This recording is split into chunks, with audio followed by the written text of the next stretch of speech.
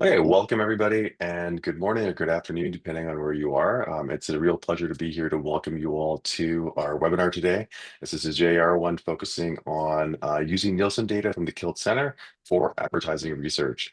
And it's a real pleasure to be here and introduce a few fantastic people from the University of Chicago Booth School of Business. First off, I've got Katie Claussen-Bell. She's the Executive Director of the Kilts Center for Marketing. There, she leads the center's strategy and operations to advance the science and practice of marketing. In this role, she develops co-curricular educational programs for MBA students, facilitates academic research, engages alumni leaders, and directs thought leadership initiatives that bridge academic insights with business impact. Thank you so much for being here, Katie. Thanks for having me. Yep. Next up, we've got Art Middlebrooks. He's the James M. Kilts Jr. Clinical Professor of Marketing. At the Kilts Center, he leads business development and for marketing and is an educator and management consultant specializing in innovation, services, marketing, and branding. Art focuses on helping service companies grow profitably through new product and service development, branding, and effective marketing strategies. He's worked with companies from a broad range of industries, including mobile apps, consumer packaged goods, e-commerce, energy, financial services, telecommunications, and information technology. Thanks as well for being here today, Art. Great to be here. Thanks, Colin. Awesome. And next up, we've got Brad Shapiro. He studies empirical industrial organization and applied microeconomics. His expertise is in the economics of advertising and measuring ad effectiveness. He also studies marketing in the health and pharmaceutical sectors, including how firm actions impact health choices by consumers, health outcomes of patients, and market outcomes between competing firms. Thank you as well, Brad, for being here today. Happy to be here. Awesome. And a little bit later, we'll be joined by Pete Doe, who's the Chief Research Officer for Nielsen. And I'm really excited today to learn more about the Kilts data. This is something that honestly, I only learned about it, I think it was last year from a colleague of mine here at USD. And I think a lot of people would really benefit from learning about the great data that you have available and more about how to get access to it. And so we're going to start off today with Katie and Art telling us a bit more about what this data set is and how to get access to it. And then we'll open it up to a broader Q&A involving Brad, everyone else, and Pete when he joins a little bit later as well too. I want to encourage everybody who's attending, if you have questions, please feel free to put those in the chat or the Q&A whenever they might come to you. We may not get to them immediately, but please, if you've got an idea or question you want to ask about, feel free to put that in the Q&A. With that, I'll turn it over to Katie and Art. Thanks, Colin. I just want to highlight real quickly, I know before we started the call, I mentioned that I would help answer questions. As long as I'm sharing, I won't be able to see the questions coming in, so I'll add some of that information later if needed, meaning like contact information and things that you might want after this is over. So thanks again. Thanks to everybody who is spending some of their time, some of their day with us. We're happy to have you here.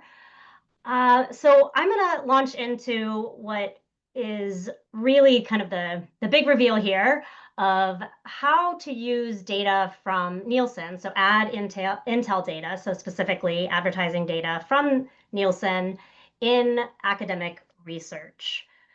So quick rundown of the day. Colin gave you a little bit of a highlight of who's coming and going. I'm going to tell you very briefly about what the Kilts Center for Marketing is and how that fits within the context of Chicago Booth. And for anybody who might not know, Chicago Booth is the University of Chicago Booth School of Business.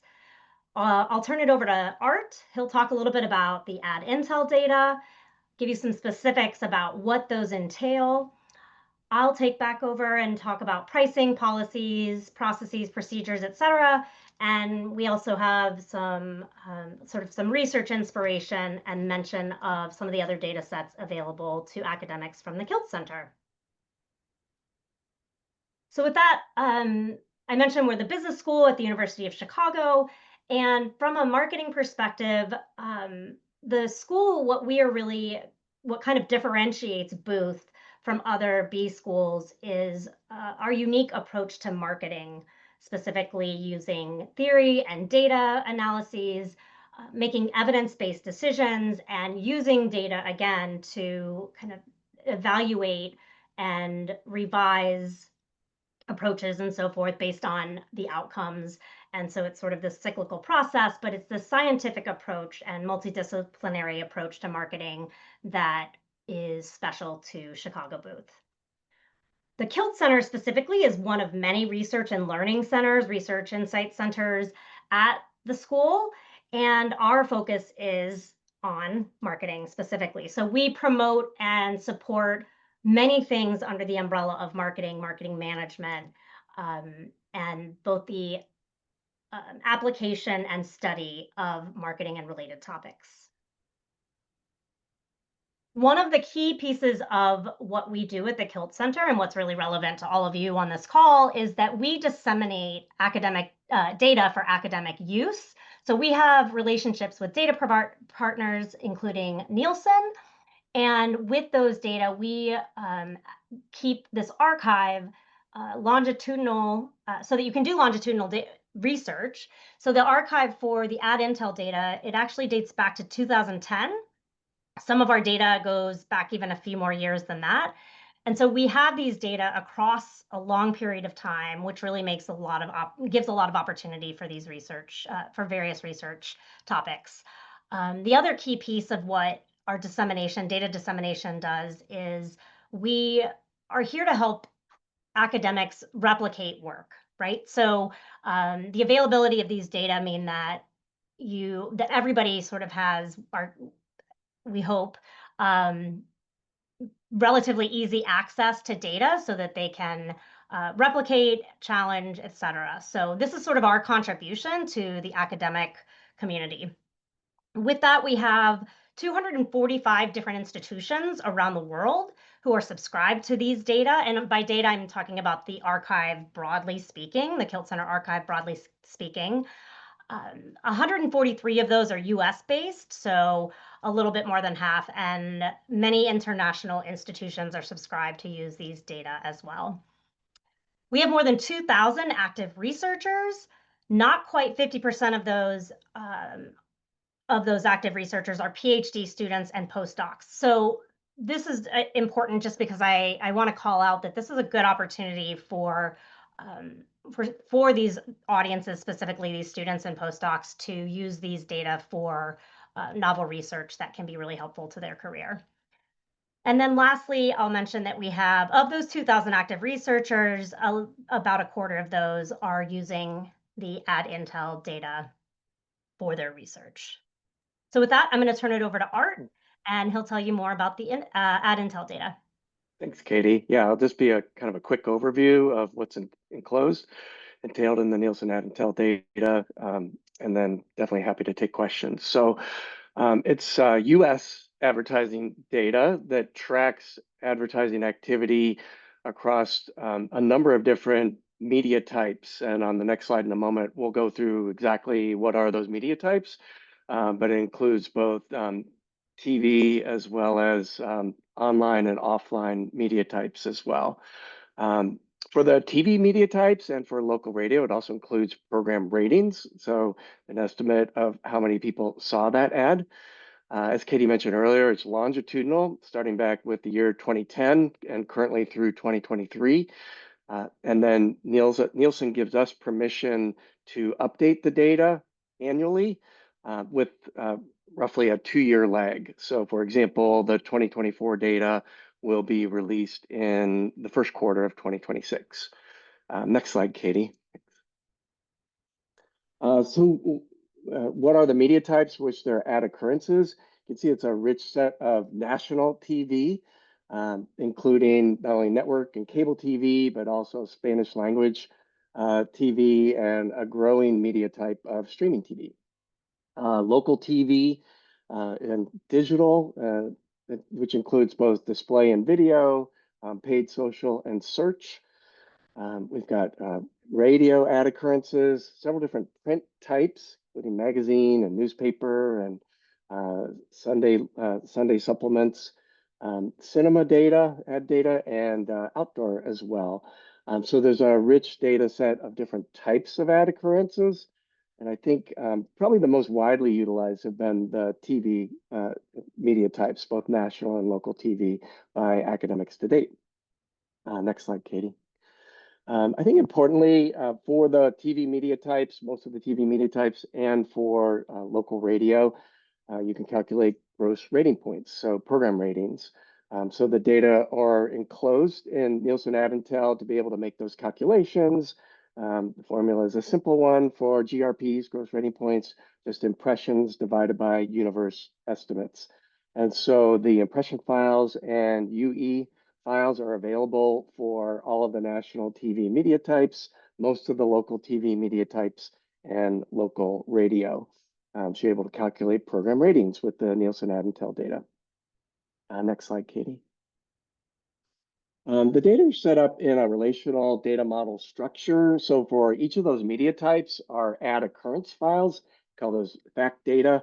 And so the file structure is a little bit different for each of the media types, but basically for every ad occurrence, individual ad occurrence, you'll have the date and time, where that occurrence occurred in terms of market or designated market area is the terminology that Nielsen uses. You know, the brand, the product category, what was the distributor where the ad was distributed, how many times did it show up, things like how much was spent on the ad, and then a bunch of code values that give you the ability to learn more about that ad.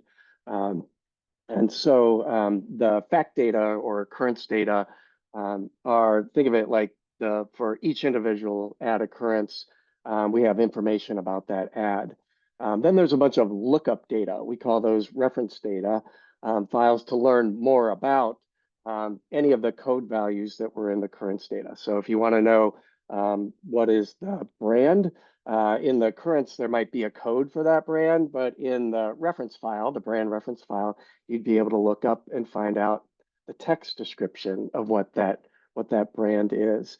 So these reference data, just sort of a nuance, there's static data that almost never changes. And then there is dynamic data that can change at any given point in time. And so we redeliver any changes each year to the static data, which again is really rare. And then the dynamic data, well, you'll be able to see new brands coming into the data set, for example, new advertisers, and so on and so forth. So the reference data are really lookup files to be able to enhance all of the code values that are in the occurrence data. So it's a relational data model structure. The ratings data come in two different file types for those ad occurrences where you can calculate ratings. And so the universe estimate files, how big is the total possible audience that might have seen a particular ad? And then the impressions, what was the side of the audience that actually did see the ad? Then there are some different market breaks for the national TV media types, demographic market breaks like region, household size, presence of children, and some other market breaks by things that the household owns. So number of TV sets, for example, whether they have cable, TV subscription. And so for the TV media types, you're able to break down in a more granular level who saw that ad and what were the characteristics of the households that saw that ad. Next slide, Katie. There we go. Thanks, Art. Do we want to take a moment, Colin? I don't know what the questions look like. Do we want to take a moment to address any of the questions about the data, perhaps, before That's we go probably a into good idea. Yeah, we've got access? two. So we had one that came in asking, will GRPs transition to NRLD? I'm going to turn that one over to Brad. Sorry, Brad, I caught you off guard there. Could you repeat it? I just think I'm the wrong person to answer this question. So Okay, it's a different measurement number that it's rather than reporting as occurrences and impressions. NRLD is a way of like trying to model this at the individual level. So I think it stands for Nielsen respondent level data. So this is a question for Nielsen. I don't know if they're going to give us NRLD in future iterations of the data or not. Yeah, we don't currently have individual level data, correct? Yeah. I'm pretty sure NRLD isn't literal individual level raw data. It's modeled, but this is a question for Nielsen, not for me. Got it. Cool. And we have another one as well too. Does the creative description variable provide a text description of the ad? If not, is there another variable that captures the ad's content in text format? All right, so this is a question for me, I think. Art might have a more complete answer also. The creative description is meant to provide a text description of the ad, but there's not a requirement that that description be filled. So for lots of ads, it's empty, and for lots of ads, the description is varying levels of descriptive. But it's not it's not a word for word description of all of the text in the ad. No, so it's possible that an ad would feature an old man in a rocking chair talking about a Meta Gap insurance plan, and the text and the creative description might be man in rocking chair. I've got another question as well too, just like how big are the data files? And like, do you have to have specialized computers or things like that to be able to manage this, or are they relatively small? I don't know, like I can imagine these potentially getting quite large. They are, yeah, off the top of my head, I'm trying to think. I believe each year of data is in the several hundred gigabytes. Okay, And yeah, now these are the files are broken down by media type. And so, most researchers aren't working with all of the media types at once. And even the TV data is broken down across all those different media types you saw back on maybe Katie just kind of scroll back to the media type page. And so even though the TV data are actually the digital data are the largest, the data are broken down by media type.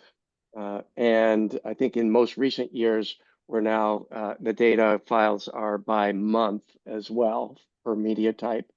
And so you can pick and choose which of those ad occurrences, which media types are relevant for your particular project. And that brings the data set down to a more manageable size for sure.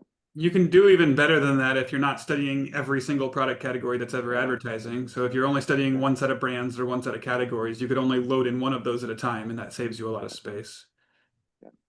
That's good tips. Yeah. And now's a good opportunity to mention that when you load those data, wherever you load them, download them, work with them, they should always be, and this will get into the policies and procedures in a minute, but always on university-owned devices, systems, et cetera, with the exception of some web-based systems that are acceptable. But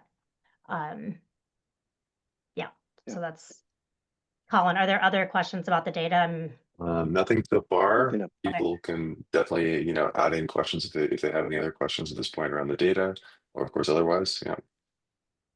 Okay, and we'll have more opportunity throughout as we kind of wrap this part.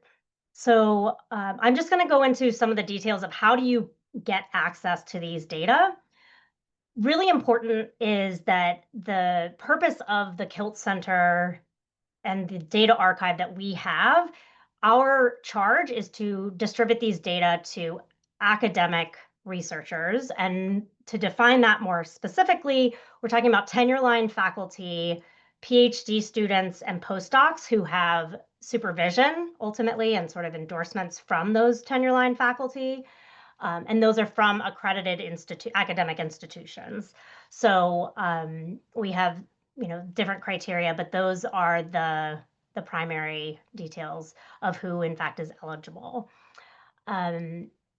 Academic co-authors at this are not non-academic co-authors, so co-authors who don't fall in this category are not permitted, with very, very few caveats to that, very few exceptions. If a PhD student were to graduate and move on to a non-academic role, they could still be a co-author on a paper, but without access to the data.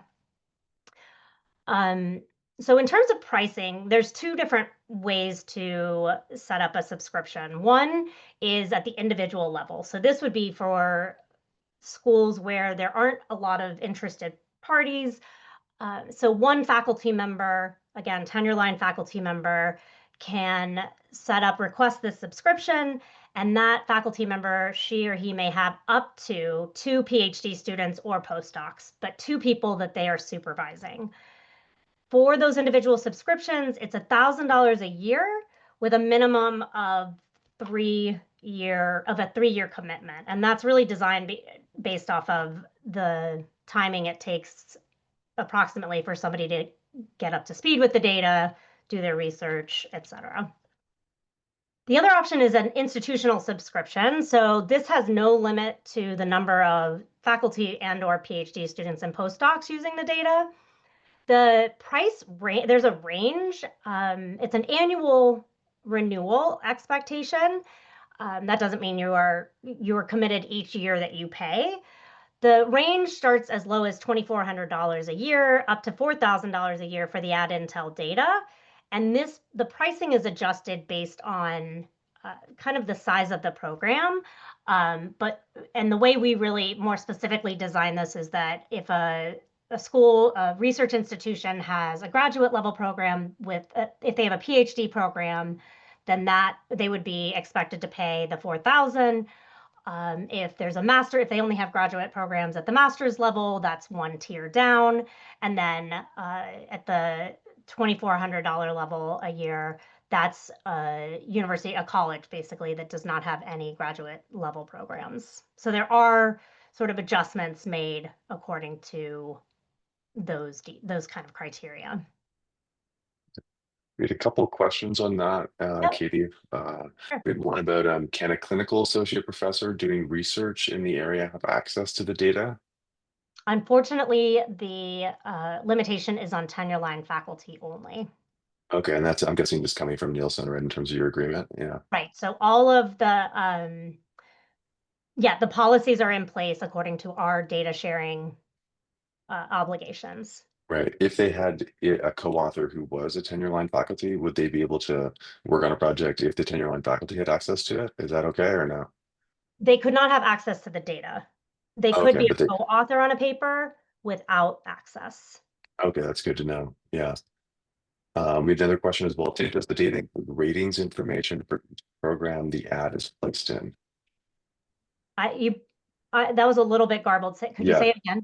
Oh, sorry. It says, does the data include ratings information for each program an ad is placed in? I believe not, but Art, Brad. So the ratings data are at the program level.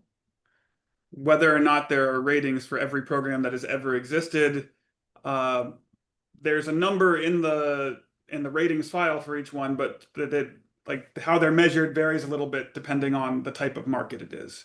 I don't know if Art wants to add more to that or wants me to add more to that, but I think that captured. Yeah, so we have the ratings. The ratings, the way they're calculated for different media types is included in the documentation, and we share everything we have from Nielsen in that regard. I will say you're going to want to spend some time reading that documentation carefully before you do your final data build. It can be a bit of a lift. So. And just to clarify, the documentation that they're referring to, we are not at liberty to share the detailed documentation until somebody is subscribed with us. So we can answer questions about the data, but much of that information is proprietary, and therefore we are not at liberty to share until somebody's under a data sharing agreement. That's totally fair. Yeah. We did a question as well too, which I think is and probably an important one is do all academic co-authors need to have a subscription? I'm guessing that anybody who has access to the data has to, but if there's co-authors who don't have access, they don't need to. Is that correct? Or that's exactly right. Everybody must be subscribed. Anybody that's accessing the data must be subscribed and registered. So subscribed would be the contract piece. We'll talk about that in a minute. And the registered is the individual and the project that they're either one that they're working on. And the contract or the subscription is at the institutional level, not necessarily an institutional subscription, but it's at the institution level. And therefore, if Colin and I were working on a project together, I would have to be subscribed through Booth, and you would, Colin, have to be subscribed through USD. okay, even though you're working on the same project. Yeah, basically anybody who's using the data needs to be under a subscription. Who's got That's access the short to data. answer. Yeah. perfect. Yeah. And I think there were a couple other questions as well too that you've already answered, Art and Brad. But did you want to mention anything from those, or are we good? There was a question about what time level of aggregation are the ads. So like the occurrence data are actually at the occurrence level, so like down to the second, basically. The program ratings, the time is more aggregated. As far as the geography is designated market areas, and there's within the data a crosswalk that maps counties and zips to DMAs, but that's also part of the proprietary data. Okay, perfect. Yeah. Yeah, so I think definitely it sounds like the institutional subscription probably is the best deal for people who you have multiple co-authors who want to have access at the same school Yeah, for sure. Yeah. absolutely. Definitely. And I think the other thing is well to point out for people who may not be aware, is just this is really rich data. And I think this is, something that people may not be realizing too, is that this is data that the reason they lock it down to just academics is because it's just so valuable, and it's definitely a very different price point, I believe, for industry as well. Right. So this is a very good deal for academics, and it's really nice of Nielsen. Oh, Pete just came in, good timing, to make this available to academics to do research and further understanding advertising. Welcome, Pete. Definitely. Yeah. Hi, Pete. Yeah, thanks everyone. Sorry I couldn't join sooner. No worries. I'll add to your point, Colin, briefly, and then maybe Pete, if you'd like to start here. We were just getting into eligibility and pricing, so kind of how to access, what are the steps to access the data. But we can pause on that for a moment.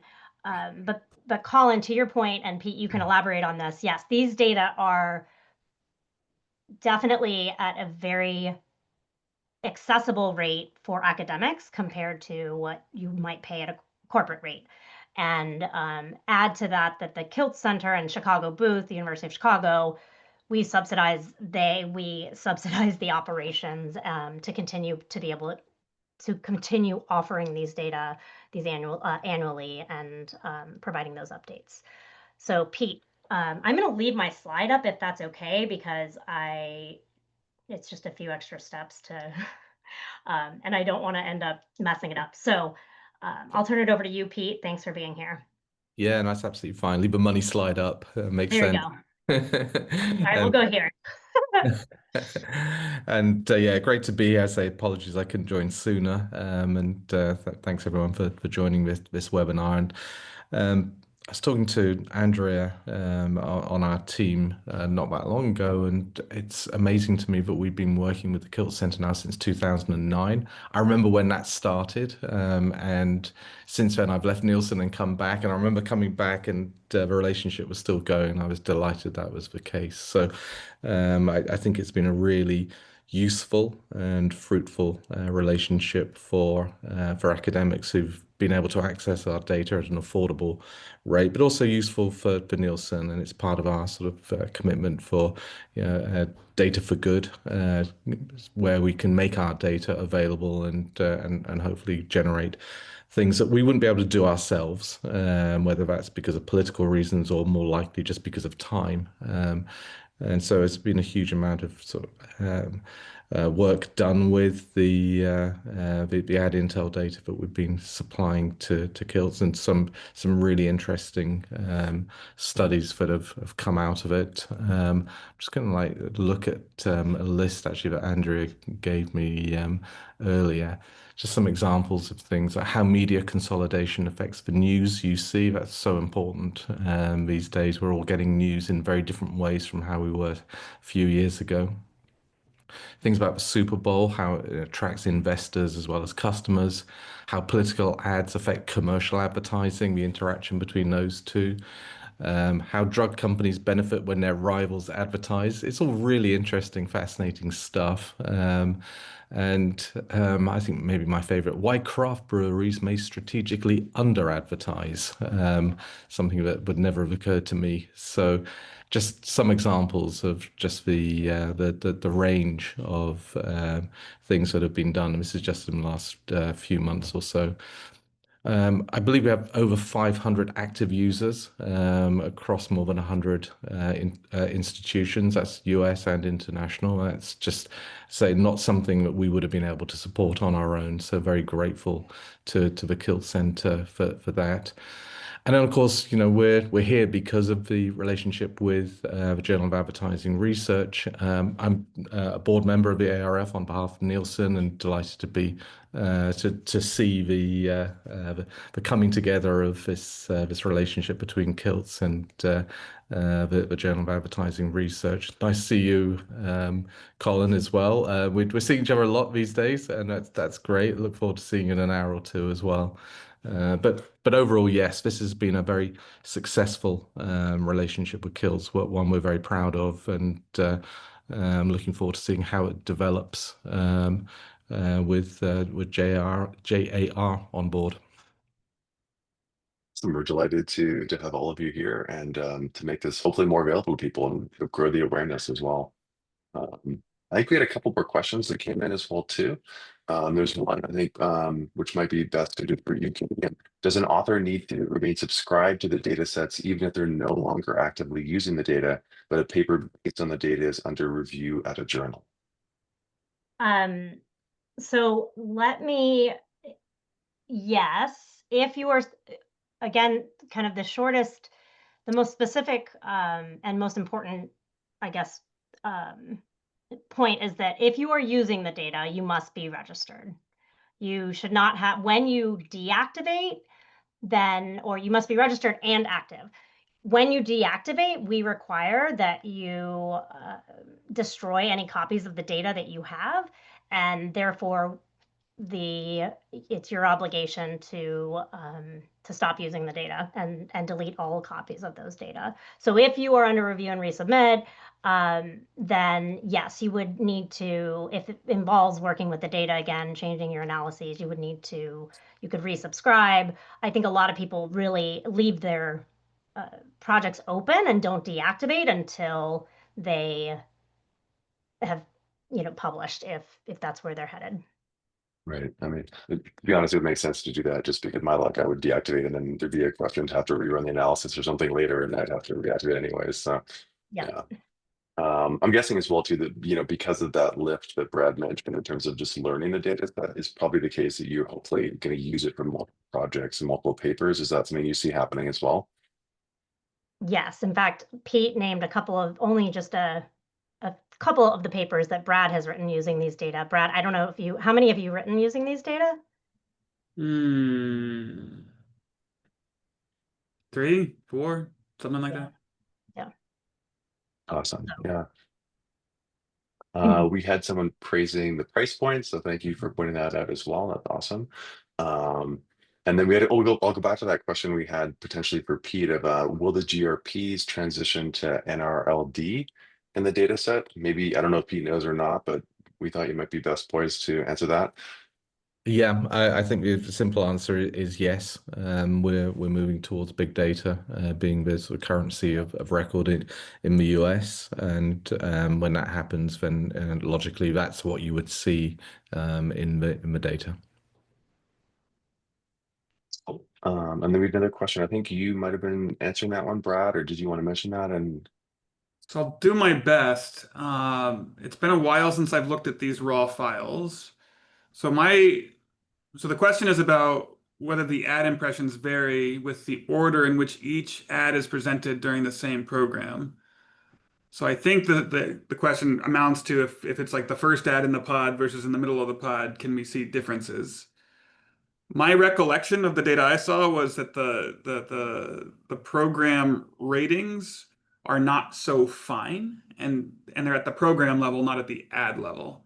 But if whatever that time slot over which the rating is computed overlaps with the change in the ads, then you would see differences before and after that. But it's like an aggregated time period of where the program rating is. Yeah, just to weigh in on that, Brad. The agreed currency method in the US has been to calculate the average commercial minute audience within a program, and so that means every ad in the program gets the same number of impressions. There are occasions where buyer and seller will agree to do a more granular view about the number of impressions. You can do that with our minute level data, and now with second level data, with the big data, you can also do that. That's very much the exception rather than the rule, though. And the average commercial minute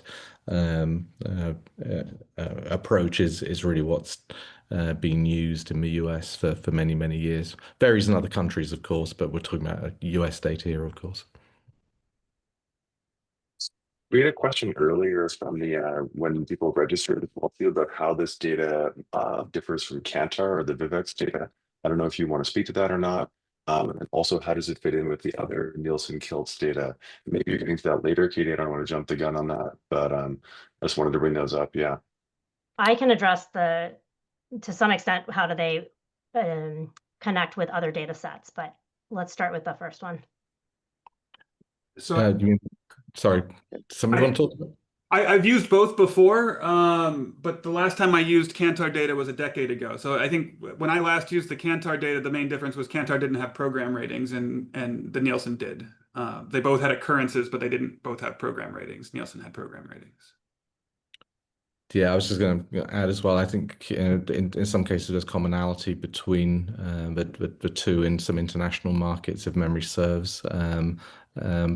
But I haven't looked at the Kantar data to same way you've been able to, Brad, to really comment on the differences.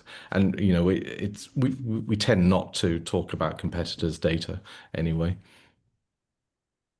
It's fair. All right. Any others, Colin, or should I finish going through the policies and procedures? There was one, I think there was another question that came in earlier as well too, but does it contain any information on consumer brand choices besides TV ratings? I'm guessing the answer is no, but I just thought I'd bring that up just to check. Yeah. Any elaboration on that? I mean, the answer is no, but okay. I mean, you get brand choices by connecting it to another data set at the Right. target geo level. Yeah. Cool. I think that's it for the moment. Yeah. Okay. So some of the most fun stuff, I'm going to just talk about some select policies. So again, everybody that registered or everybody that's accessing the data is registered, should be registered with their own institution, and that institution, with that comes a contract. And these are some of the key points, some of the key policies that are in those contracts. So there are limitations on use of AI technology, which relates actually to the third bullet point. Key detail that there is no transfer, it is never permitted to transfer data, share data with a third party. You may share and work with data across different registered users who are subscribed to their own institutions, but putting anything into ChatGPT as one example would be completely off limits. Generative AI, broadly speaking, would be generally off limits as well. Again, mentioning the second bullet point, I think I have reiterated that quite a few times.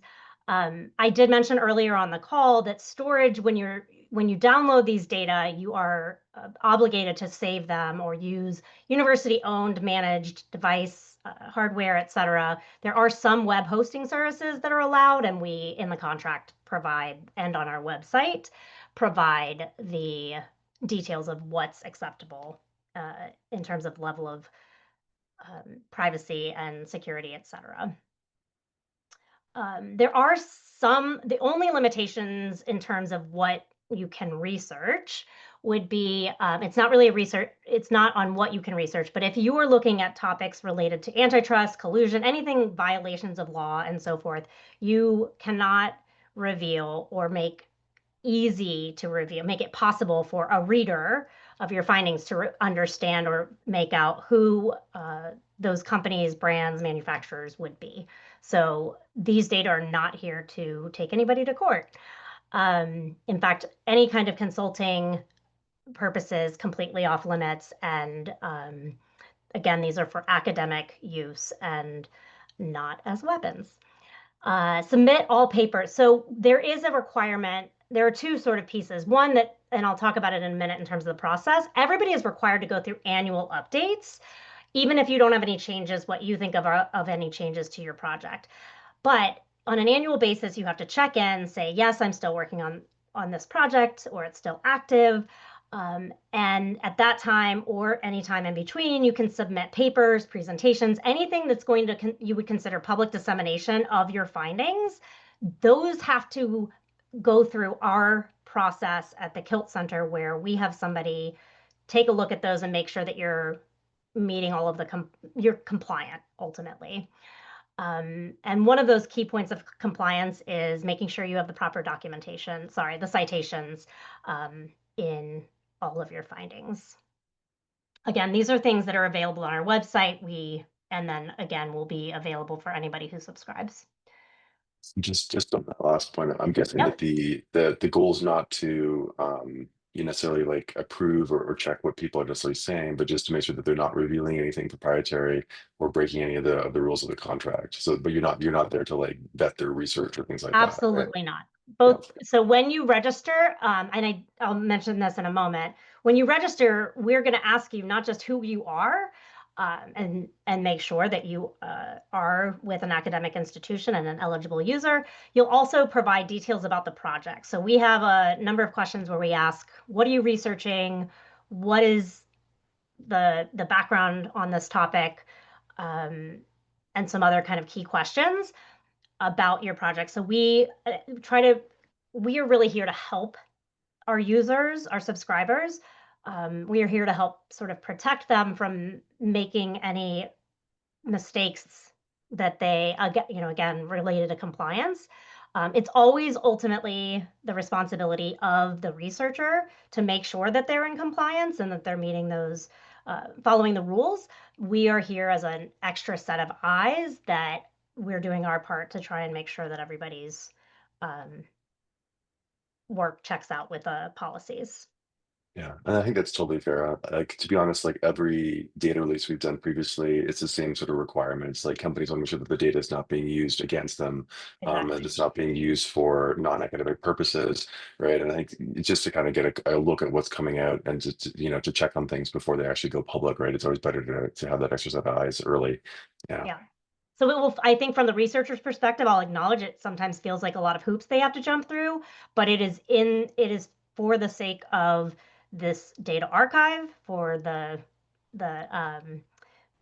relationships with our data providers, and it's in the best interest of all of the subscribers. Yeah, definitely. We want to keep Pete happy and the data coming in, right? So exactly. So just quickly, the way this works is on our Kilts website.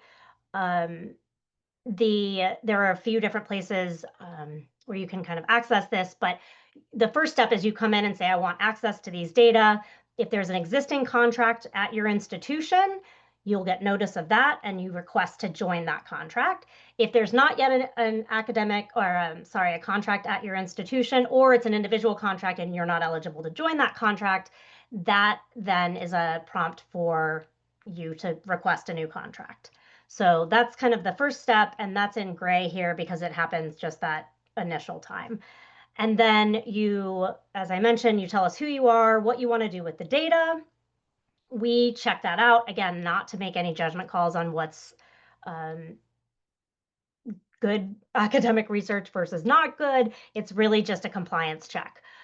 So then we give you access to those data, you download the data and to a university-owned managed device or one of the hosting services. And then every year we prompt you to submit updates to the Kilts Center on your projects and upload papers, presentations, et cetera, before, in fact, well in advance of when you share any of those findings publicly. So it's a 30-day requirement once the paper, presentation, et cetera, once we've checked it out and we agree that all of the compliance pieces have checked out.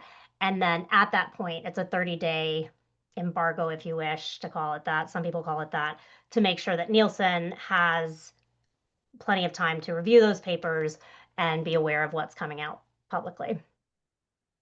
A quick question on this as well too. Sometimes people have or universities have funding available through their libraries. Mm-hmm. Do you work with libraries as well too if they have access or want to get access through that sort of method? Absolutely. So a faculty member, for example, can initiate a request, and then we ask, who's the administrator that you'd like to be involved in this? And so, yes, there are a lot of institutions where it's centralized. At a library, they can work out cost sharing across campuses and so forth. We don't necessarily get involved in that piece, but we're definitely aware of that. So that's definitely an option. Other fun process questions?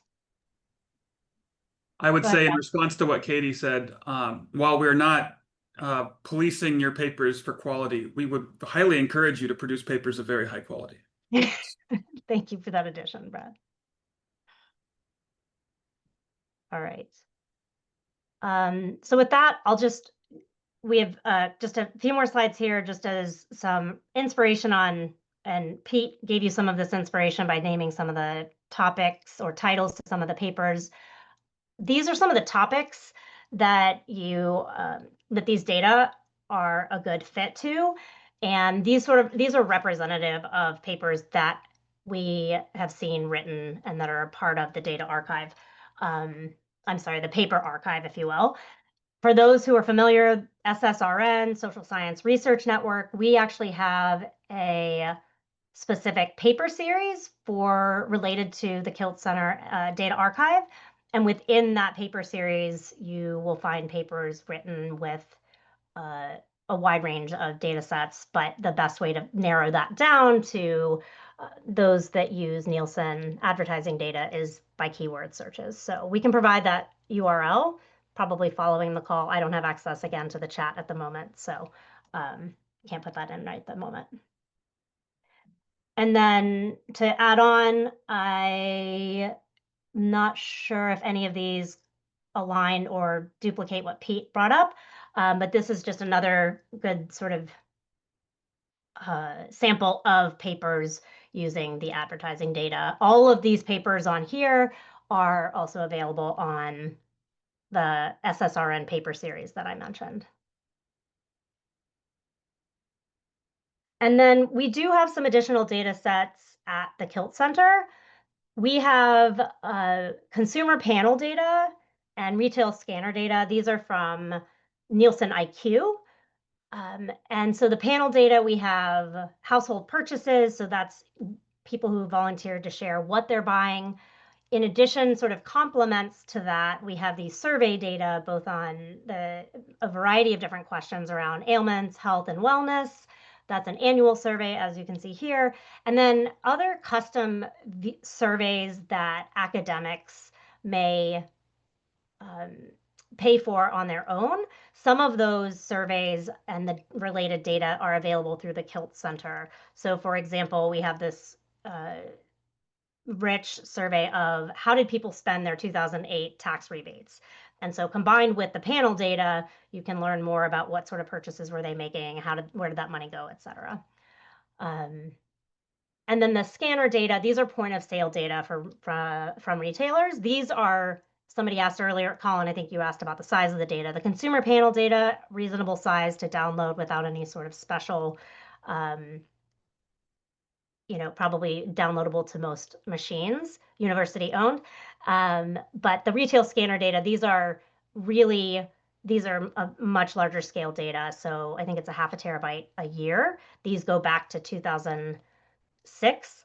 And but these are everything that legitimately leaves the store checkouts at the cash register. So, and in terms of the ad intel data, I'll let Brad elaborate on this, but these can be the panel data. You can, in fact,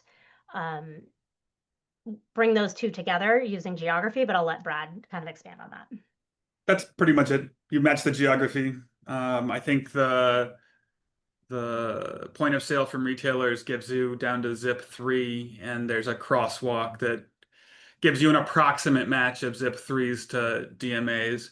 My understanding of DMAs is that they're more aligned with counties than they are with zips, so you're not going to get a perfect overlap, but you can get pretty close with the zip 3s. And with that, I do not have a thank you slide, but but thank you. I want to make one more quick note before we wrap up. At the beginning, I mentioned that I explained a little bit about Chicago Booth and our unique approach to marketing, and the Kilts Center as sort of representative of that, as well as ambassadors of that unique brand of marketing. The reason that the data that we have, the reason that this data archive exists, it's both a priority of the school and as well as our data providers, because we have this sort of competitive advantage, especially in quantitative marketing. We actually have researchers who were some of the earliest pioneers in quantitative marketing using data from it was the 90s, a local store called Dominic's. It's now defunct, but for anybody from Chicago might know that name. So we had a partnership with then Dominic's and use some of those data to kind of lay the groundwork for what is now this data archive. So we hope it will keep growing. We are proud of the fact that it reflects that unique approach to marketing, and that's why we're here today. So thanks again for having us. Thank you for doing the great work that you do and making this data available and sharing it. I think it's fantastic and a really great resource to have, especially going back so many years as well too. So thank you to Nielsen and thank you to all of you for managing it and making it available. It's fantastic. I think sorry, go ahead. Yeah. I was going to say, now that I'm not sharing, I can put a few things in the chat just so that people have, I can at least put my email address for sure. in there, which is the quickest. So for those looking for more information, I'll actually put marketing, our data center mailbox, and then also the Kilts Center, the page of our website where you can learn more about the data. I think it's for everyone. Hopefully everyone can see that now. Perfect. And I'm guessing if people have questions or if they're unsure if the data you have available might fit their project or things like that, they can just reach out and you're happy to talk to them more about that. Is that correct? Or yep, we have a team that can support that, any of those questions. But you're welcome to reach out to me directly. I can put that here too. Do you want to reshare? It looks like I don't have access there. For sure, yeah, I posted that one as well too. That's awesome. And I think as we're getting close to wrapping up here, if people have any other questions, I'd encourage you to throw those in the chat just so we can go through and address those. And can you see those? I think there's a question around the household panel data as well too, Katie. Whether or not that comes with the subscription. I do not see those. Okay, cool. Yeah. Go ahead, and if you want to tell me the question. So the question was, does the household panel data come with the subscription? You can subscribe to those data. Additional data sets, there's a nominal, I guess, fee increase based on the number of data sets that you're subscribed to. Perfect. So the pricing would be higher. Yeah, I think there were a couple other questions that have been coming in as well too. I don't know if Art or Brad wanted to sort of mention those as well too. Oh, I'm in the right place now. I saw the ad. I saw the question. Is it matchable for the Nielsen ad data set? The data matchable with, for example, sales or any other dependent variable based on specific company. I think that gets, people have used ad intel data to match to Nielsen IQ sales data, retail sales data, for example. So I hope that answers your question, NC. You could also match it with something else at the geo level if you have just a separate data set. So I pointed out to somebody else in the question that I've used health insurance claims as a left-hand side variable that I just had geocoded that matched with ads data.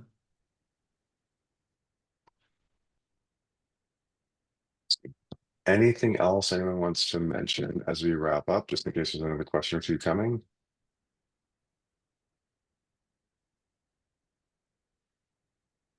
Cool. I mean, I think probably the biggest takeaway I would just encourage people to take from this is that if you have questions, if you're thinking about using it, reach out and find out. It may be the case as well too that somebody else at your school is using this data and you'll be able to team up with them or maybe expand to like an institutional level arrangement as well too. But I think if you're potentially interested, it's worth at least exploring and talking a bit more to see if it is a good fit, because it is a really fantastic resource that is available to just academics. thanks again for having us, and we're here if you all want to come to us with more questions. And thanks, Pete, for joining us today. Oh, my pleasure. It's so exciting to see how much has been done with this data, as I said before, and looking forward to even more now JAR is involved. Definitely. Awesome. Thank you all, everyone. Have a great rest of your day. Thanks. Bye-bye. Yeah, thank you.